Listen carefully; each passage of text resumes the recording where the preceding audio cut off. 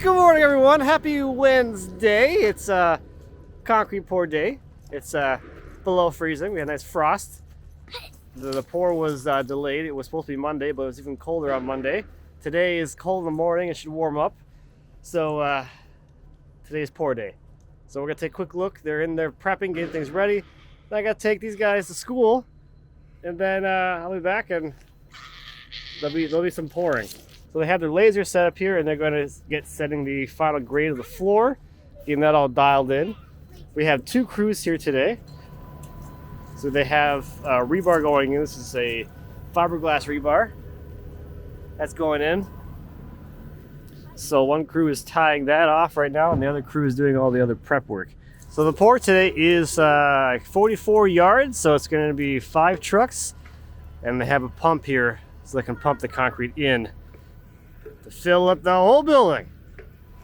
Let's go to school. Chocolate bar! Okay, great.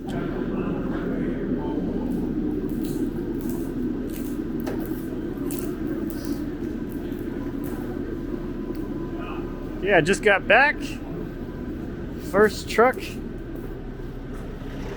is here.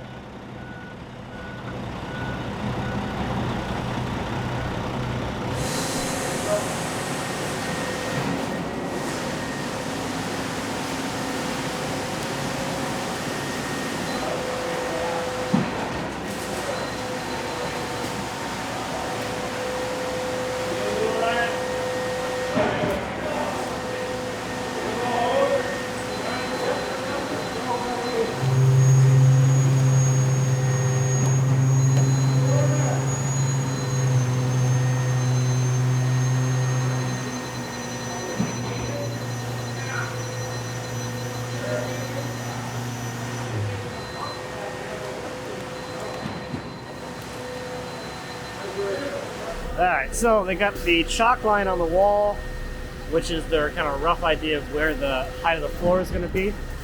This is a 5-inch thick pour, and then they're coming back with the grade stick and laser. So the guy with the grade stick is getting the final grade set and helping out the guy with the screed to set the actual final thickness and height. So you can see what they do is they establish 2 kind of final planes on either side for the screed, and then the guy with the screed will come by and follow those 2 heights and fill in the middle.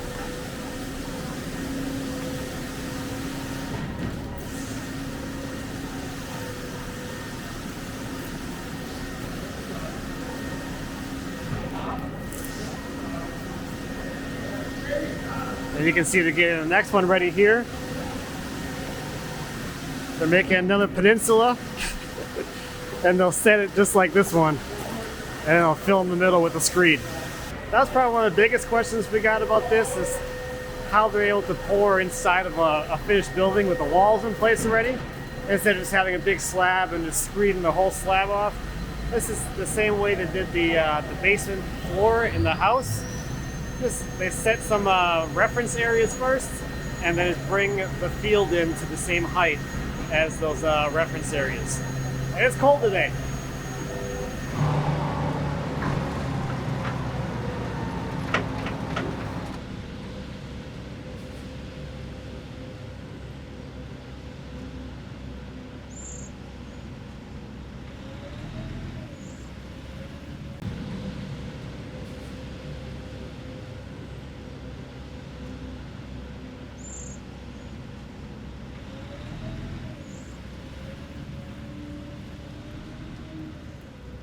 Two trucks done. We're waiting on the third truck now. Dad's got a mill, but it's not as big as Matt's mill. Cremona. That's me. That's the building we're in. Two trucks covered just about 3 bays worth. And we got 1, 2, 3, 4 more to go.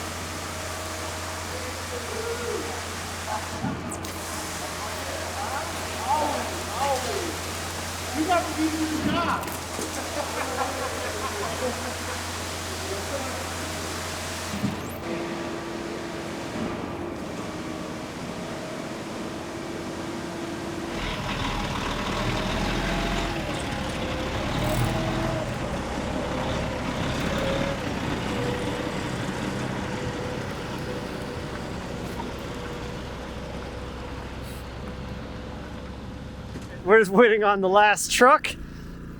Here's what we got so far. There we go. We got almost all the way there. They got like a bay and a half left to pour. It's looking like a floor in here now. I love this. The trowel machines propped and ready to go. All right, last truck just pulled up. Hopefully I have enough.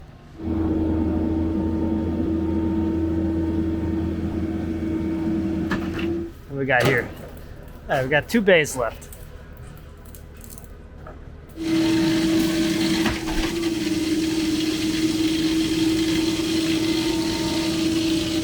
It's almost like it, with the pump and everything, it vibrates in as it's getting poured. Definitely, yeah.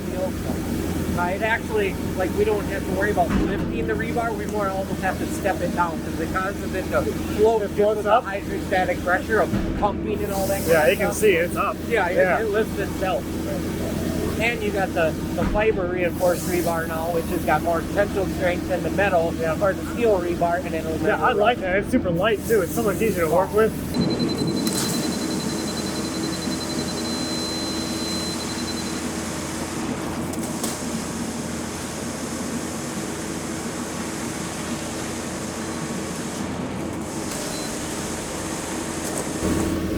Are you making a video there? What are you making a video? Look at, hey, there's a video. What are you doing? Just hanging out. I don't know. You guys are having way too much fun. Someone has to.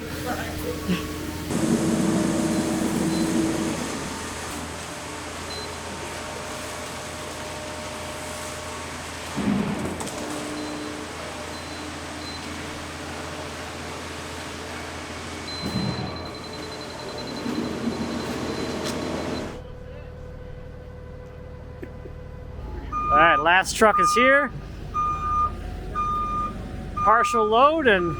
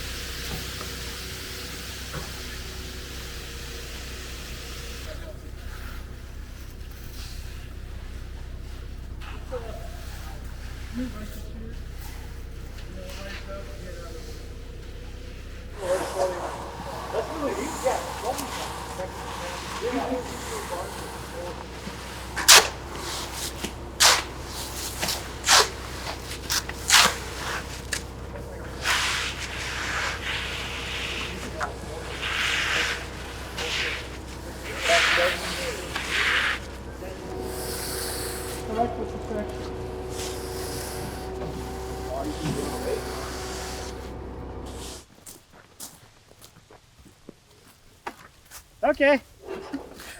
Someone lost some of their truck. Let's go see if they're troweling yet.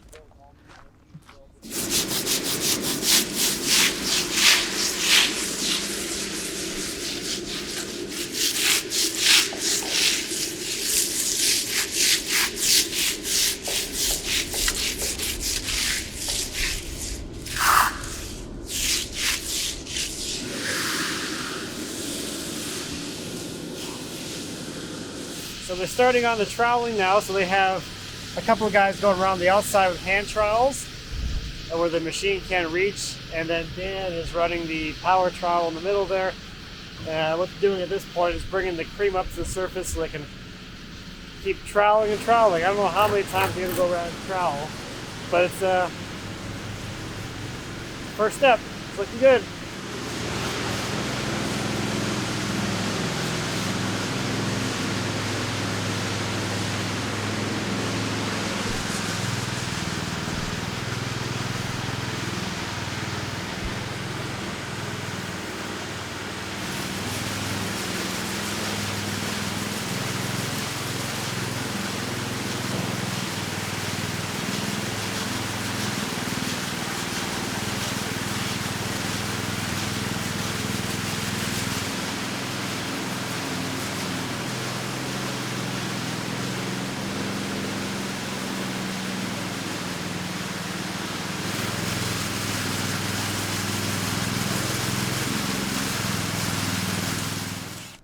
spins and stuff. Man of the impact! Yay! Like you asked. Look at that. Can't bring your own tools. Damn right I can't bring my own tools. Uh-huh. And you brought me red tools besides. Yes, your What favorite the- color. What the hell? Matches your gloves. Shh. Okay, get in the car seat. There you go. I got your monkey here. So you don't Oh, hey, I got. You want in the middle? You want... I don't know what. This is all strapped in. Don't do that one. That was a pain. You get your butt in there? Your butt fit? I can't reach the door. All right, it's time for everyone's favorite part of the day. It's lunchtime. It's lunchtime. It's the only thing we do every day. Consi- The one guaranteed thing every day that we'll get done. We will Yep. get fed. We will eat. That's it. We It's may late, not get though. anything we're, done. We're an hour late. Oh yeah, it's not good. I'm gonna call HR. Tell them. Oh yes, yeah, sure. There we go. How bad did they do that tree? That limb's gonna be coming down here pretty Yeah. soon. But did you see they lost part of their fender? No. Yeah, it was in the tree. Their what, drop axle, whatever you want to call it thing, the helper one. Oh. That was up. Yeah, they tore the fender off. Somebody tore the fender off because it was laying there. Skill and grace. Yeah, you coming out or what? Hey, You getting out of the car? I got air. Look, you don't have to work today at all. You just got to film people. Is that's work? If you Thank you. Thank you. If you ask some Thank people, you. some people think it's work. It's almost like a job. It's almost like a job. After lunch, how's it look? Oh, that's pretty.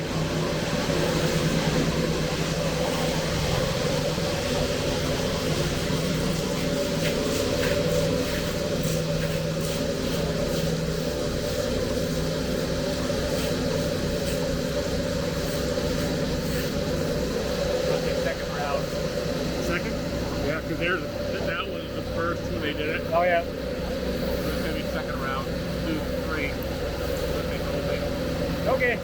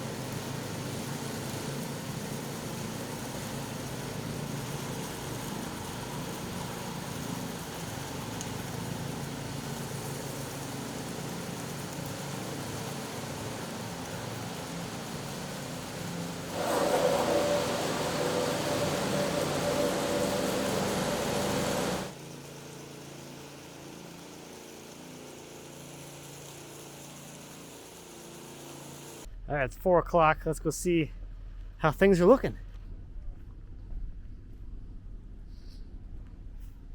Let's take a look. It's a floor.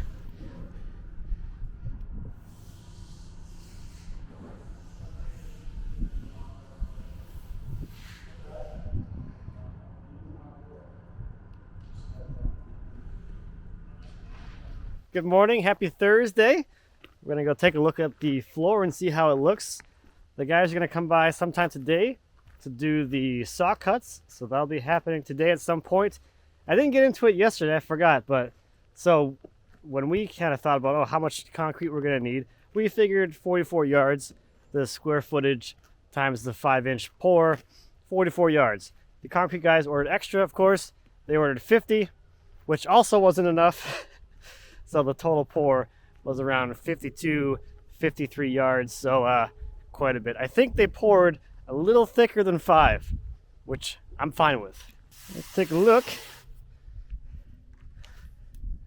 Oh yeah, that's a floor. It's cool to be at this point. You're like, yep, that's a floor. That's a building that has a floor. Yeah, that's cool.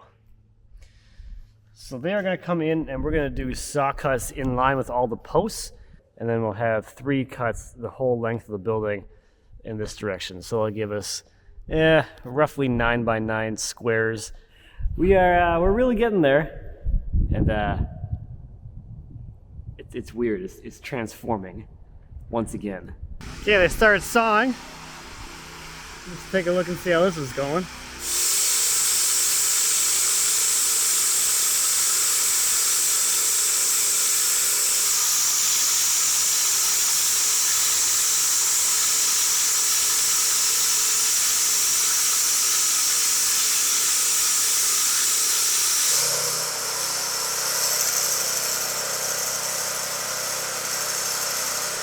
All right, it's the following Monday, so it has been 5 days since the pour.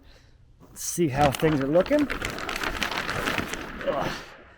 There we go. The saw cuts, the control joints are all cut and looking good. They did a nice job getting them, nice and straight, which I definitely appreciate. The saw cuts will allow any cracking to be contained within those cuts, or at least the likelihood the cracks will follow those are higher, so you don't have cracks in the surface when the concrete actually cracks. So that's what those are for. Now, as far as the surface finish, I was planning to do a polished concrete, but in talking to the concrete guys, they suggested just doing a burnished finish. So they just troweled it a little bit more and gave it a really smooth troweled surface. It's not quite as smooth as polished, but I think it's probably gonna be smooth enough. I have polished concrete at my warehouse base. I like that a lot because it's really easy to clean and it's very durable. But we're just going to do the burnished surface, and they're going to come back in 28 days after the pour, and they're going to apply a sealer that will chemically bond to the concrete, and I think that'll do me just fine. That's going to save me a little bit of money on the polishing, or actually a pretty good amount of money on the polishing. But I think this is going to work out absolutely just fine for me. So one step closer to a functional space.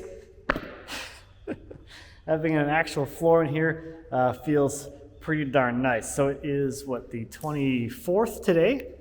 Tomorrow, Tuesday, the 25th, Jack has some time, so he's going to be here with Donovan and me tomorrow. We're going to get this ridge installed and do whatever else we get done in the day, and keep plugging away at things and all that.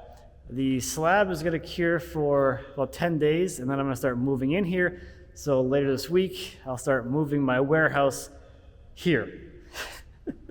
I plan to have that done as quickly as possible. So all my stuff and my forklift are going to be living here now in a week or so. Yeah, a week or so from now. All my warehouse stuff will be here, and I'll no longer be having the space in Minneapolis, which I'm excited for. Not excited to do the work, but I'm excited to be kind of done with that part. That's been something in the back of my head of things I have to do at some point that I'm not really looking forward to. So if I can cross it off my list, I'll have one less thing back there that I have to worry about. So that's going to do it for this one. Thank you as always for watching. I greatly appreciate it. If you have any questions or comments on the barn build or anything, please feel free to leave me a comment. As always, I'd be happy to answer any questions you might have. And until next time, happy woodworking.